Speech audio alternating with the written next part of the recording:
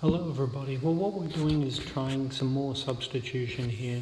So again we have a equals minus 2 and b equals 5, and we're going to substitute them into this expression and this expression and work out what this is if a is equal to minus 2 and b is equal to 5.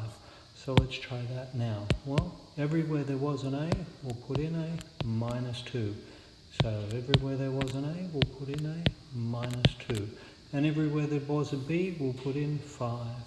Okay, so this is like BODMAS now. All we need to do is remember our BODMAS, so we'll do the brackets first.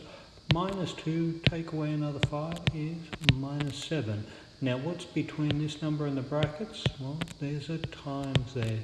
So we'll have a minus 2 times minus 7.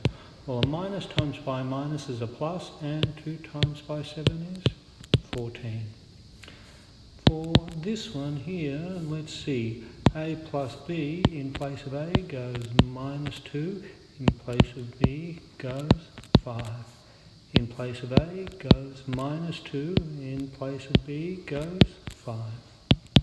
So minus 2 plus 5 is 3. Now between the two brackets is a times, so I'll put a times there.